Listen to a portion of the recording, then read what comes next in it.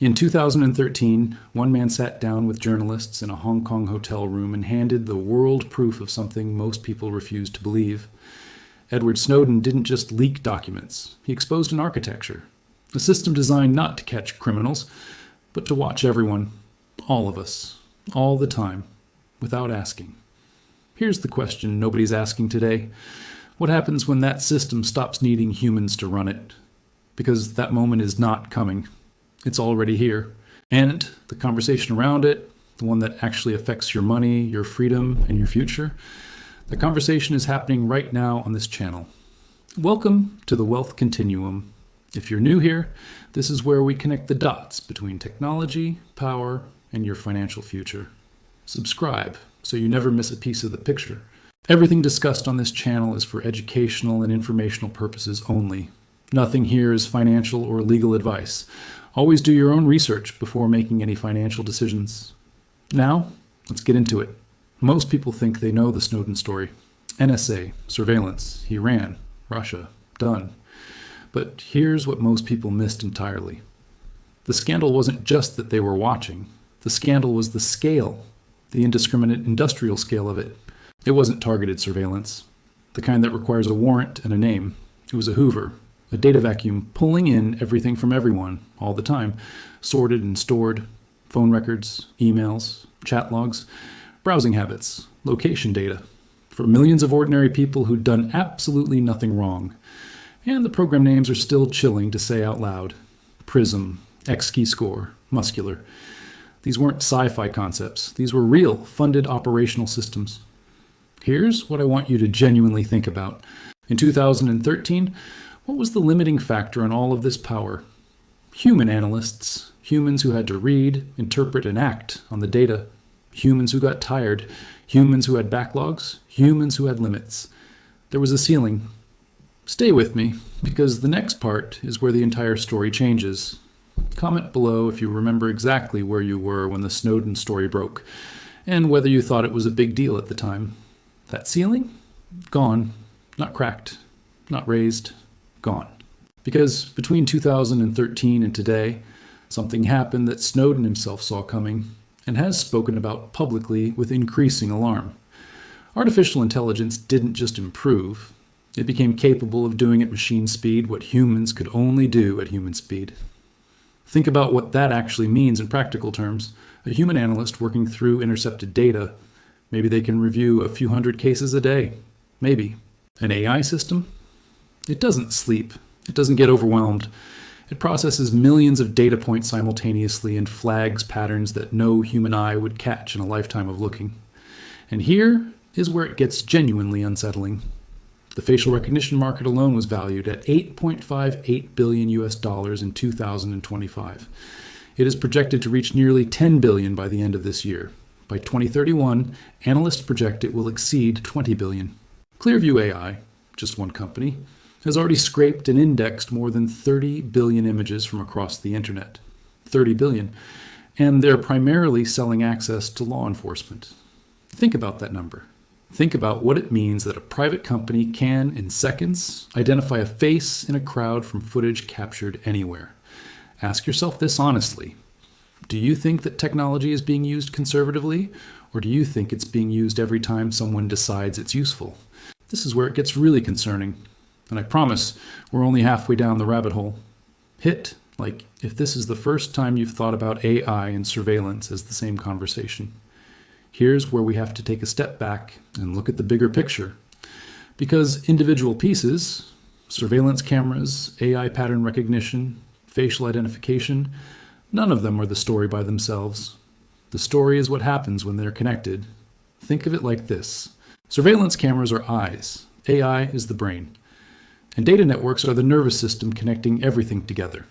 In China right now, by the end of November 2025, the digital yuan, their government-issued digital currency, had recorded 3.48 billion cumulative transactions worth approximately $2.37 trillion US dollars. 2.37 trillion, and every single one of those transactions carries metadata. Who, where, when, what for. China officially made their digital yuan interest-bearing in January of 2026. More incentive to use it. More data being generated, more of the financial picture visible to the state. Now here's the question I want you to actually sit with. What happens when a system that sees your face, that knows your location, is also plugged into a system that sees every transaction you make? Not a hypothetical question, an architecture question. Because that architecture is being built right now in different pieces, in different countries, at different speeds. And whether you're watching from Pakistan, from the UK, from Nigeria, from the US, you need to understand this before I show you what's next. Control doesn't stop at information. History shows us, consistently without exception, that when you want to control behavior at scale, eventually you control money.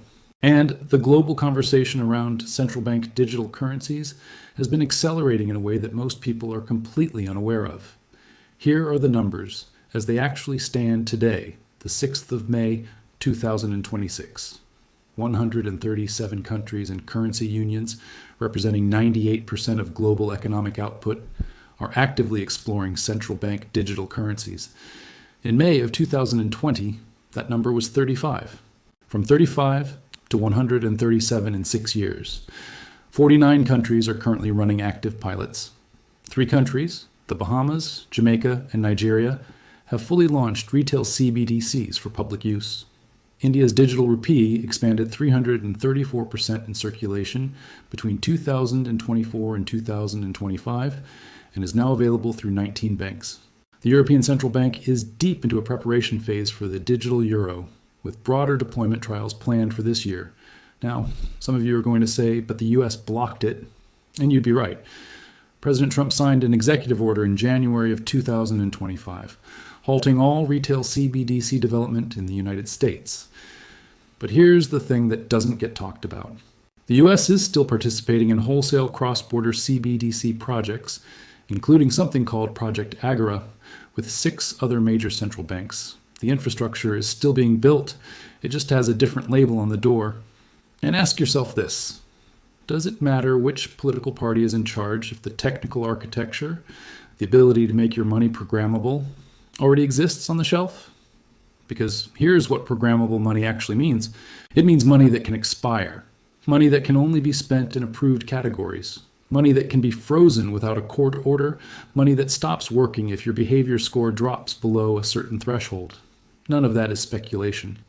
India's Gujarat state has already used its digital rupee to restrict welfare payments to approved agricultural inputs only. That's not a feature. That's a warning. Stay with me, because this is where the counter system enters the story. Share this with someone who thinks CBDCs are just a more convenient way to pay. They need to see this. Here's the thing about power. Whenever it concentrates, something pushes back. That's not optimism. That's pattern recognition from every chapter of human history. And right now, as the architecture of a centralized, AI-powered, programmable money is being quietly assembled, a counter-architecture has already been running for over 16 years. Bitcoin. I know some of you just rolled your eyes. Stay with me, because I'm not talking about price. I'm talking about what it actually is. Bitcoin is the first monetary system in human history that does not require a trusted intermediary. No central bank, no government, no corporation with its hand on the switch. It's code, it's math. And the rules don't change because someone in power decides they should. 21 million coins. That's the ceiling. No executive order changes that. Your wallet is yours. Not held in trust by an institution that can freeze it. Yours. Now, let's talk about where Bitcoin actually sits today, because the numbers tell a story. As of this morning, the 6th of May, 2026, Bitcoin is trading at approximately 82,300 US dollars, its highest point since January. Its market capitalization sits at approximately 1.33 trillion US dollars. Its all-time high was $126,198, set on the 6th of October, 2025. And here's a number that I think puts everything in perspective. In July of 2010, one Bitcoin was worth 4.86 cents. 4.86 cents to over $82,000. Now, is Bitcoin volatile? Absolutely. Is it a risk? Yes. Is it a perfect solution to every problem? No. But here's the question you actually need to be asking.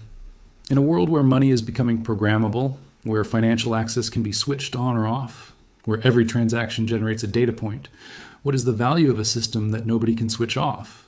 What's the value of that? Comment below if you currently own any Bitcoin, or if you've been on the fence, and tell me, what's stopping you? Let's be precise about what's actually happening here. This is not a story about whether technology is good or bad. Technology is a tool. The question is always who holds it and who holds them accountable.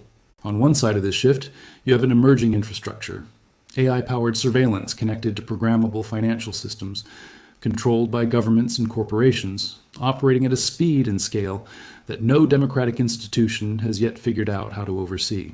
On the other side, you have decentralized systems, Bitcoin being the largest and most established, that exist specifically because they are not controlled by any single entity. And the tension between those two sides is no longer theoretical. It's playing out in policy and regulation, in the choices that governments are making about what gets legal status and what gets restricted. In the United States, the conversation around Bitcoin has shifted dramatically. President Trump called for a strategic Bitcoin reserve. That's not the language of governments that plan to ban something. But here's what's equally true. Governments that can't control a monetary system tend to regulate around it. Tax reporting requirements, exchange registration, transaction monitoring. The question of how much financial sovereignty you actually retain in any country is increasingly not a future question. It is a right now question. But here's what they're not telling you. Every time a government tightens control around one financial layer, demand for the alternative layer doesn't disappear. It moves, sometimes underground, sometimes offshore, sometimes into hardware wallets sitting in a drawer. History does not have a single example of financial control being applied tighter without demand for alternatives increasing. Not one. Subscribe if you want to see us break down exactly how countries are trying to regulate around Bitcoin and where those efforts are succeeding and where they're not. I want to step back from the macro for a moment and make this personal, because that's ultimately what this conversation is about. You. Your data is being collected at a scale that would have been considered dystopian fiction 15 years ago. Your face can be identified in real time from footage captured anywhere. Your financial behavior leaves a permanent searchable record. And the systems being built around that data, the AI that interprets it, the financial infrastructure that connects to it, those systems are being designed and deployed largely outside of public debate. They're moving faster than the regulations meant to contain them. Now, does this mean you should panic? No. Panic has never produced a good financial or strategic decision in human history. What it means is that the questions you ask about your own financial life, where you hold value, how you hold it, what you're exposed to, what you're protected from, those questions just got more important, not more complicated. More important, because the people who thought about them early, who understood that every financial system has assumptions baked in about who has power over it, those people have consistently been better positioned when systems shift. The wealth continuum exists exactly for this conversation, not to alarm you, not to push an agenda, but to make sure you have the full picture before the picture changes around you. And here's a question I genuinely want you to think about before we close. If the money in your bank account became fully programmable tomorrow, if someone else could decide what you could spend it on and when, what would you do differently today? Write that answer down, seriously. Not in the comments, in a notebook. Because your answer tells you something important about your values and your risk tolerance that no financial advisor can tell you. If you've been watching the Wealth Continuum for a while and this video finally made the full picture click into place, do me a favor and drop the word Continuum in the comments. I read every single one. We started this video with Snowden sitting in a hotel room in Hong Kong in 2013. Let's close it there too. He didn't just expose a program. He exposed an assumption, the assumption that the people building systems of power are doing so with the public's interests at heart. Sometimes they are, genuinely. But systems built for benign purposes don't stay that way permanently. They get handed to different administrations, different priorities, different definitions of what counts as acceptable. Surveillance infrastructure built to catch terrorists has been used to monitor journalists, activists, and political opponents in country after country. That's not a conspiracy theory. That's documented history. The question isn't whether the people building today's AI surveillance systems have bad intentions. The question is whether intentions matter when the architecture itself makes abuse frictionless. And the corresponding question for money: are you building your financial life on systems where the rules can change without your input?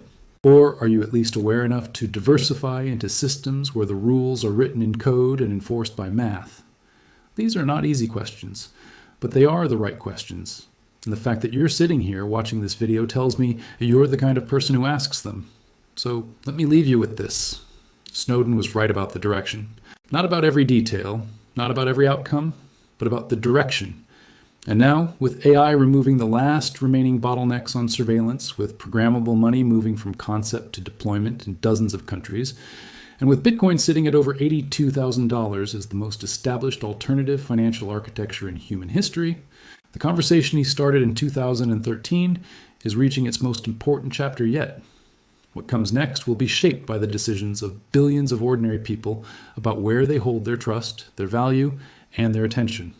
You're one of those people, and you're more informed than you were 20 minutes ago. Hit it, like if this changed how you're thinking about any of this. Share it with one person who you think needs to hear it. And drop your next video suggestion in the comments. What topic do you want? The wealth continuum to break down next. I'm genuinely building this channel around what you need to understand. Until next time, keep thinking, keep questioning, and keep building. This is the wealth continuum.